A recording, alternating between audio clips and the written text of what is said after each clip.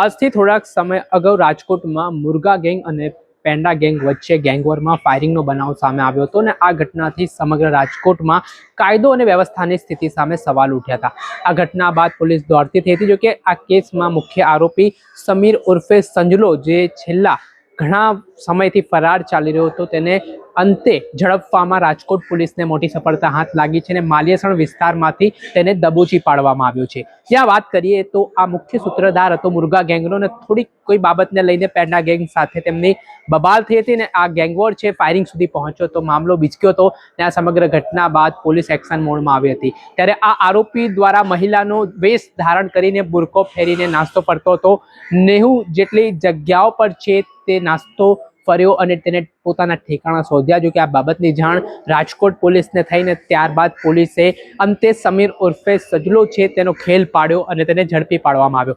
ત્યારબાદ આટલેથી ન અટકતા આ મામલે મોટી કાર્યવાહી છે તે રાજકોટ પોલીસ દ્વારા હાથ ધરવામાં આવી હતી અને જે આરોપી સમીર ઉર્ફે સજલો હતો તેને મહિલાના કપડાં પહેરાવીને કેટવોક પણ કરાવવામાં આવી હતી। આ સમગ્ર મામલે શું કહી રહ્યા છે એસીપી ભરત બસિયા, તેમને સાંભળો।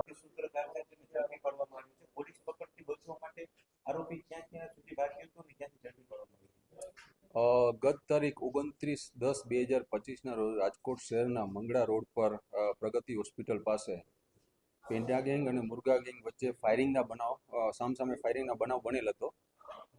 આ બાબતે પોલીસ ફરિયાદી બની અને આ લગત ગુનો એ ડિવિઝન પોલીસ સ્ટેશનમાં નોંધવામાં આવેલ હતો। આ ગુનાની તપાસ એસઓજી રાજકોટ શહેર એસઓજી પીઆઈ SM જાડેજાના ચલાવી રહ્યા છે અને અત્યાર સુધીમાં આ ગુનામાં 36 આરોપીઓની ધરપકડ પણ કરવામાં આવેલ છે। માનનીય સીપી સર, માનનીય એડિશનલ સીપી સર તથા ડીસીપી ક્રાઇમ જગદીશ બાંગરવા સરે આ ગેંગના મુખ્ય સૂત્રધાર સમીર ઉર્ફે સંજલો જાવેદભાઈ જુણેજાને પકડવાની સૂચના કરેલ હોય, જેના અનુસંધાને રાજકોટ શહેર એસઓજી બ્રાન્ચ આ આરોપીઓને પકડવા માટે ટેકનિકલ સોર્સ તથા હ્યુમન ઇન્ટેલિજન્સની મદદથી સતત પ્રયત્નશીલ હતી। પણ આ આરોપી ખૂબ જ શાતિર હતો। તે આ અરાઉન્ડ 90 જેટલા દિવસોમાં 3 મહિના જેટલા દિવસોમાં સતત પોતાનો રહેઠાણ બદલતો હતો અને ફોનનો પણ ઉપયોગ નહીવત જ કરતો હતો। પરંતુ એક રાજકોટ શહેર એસઓજી બ્રાન્ચ પીઆઈ SM જાડેજાઓને એક ચોક્કસ અને ગુપ્ત બાતમીના આધારે આ આરોપી સમીર ઉર્ફે સંજલો જાવેદભાઈ જુણેજાને અને તેના એક સાગરીત દિલાવર મોહમ્મદભાઈ ખલીફાને પકડવામાં આવે છે અને તેમને પકડીને કાયદેસરની કાર્યવાહી કરવામાં આવે છે।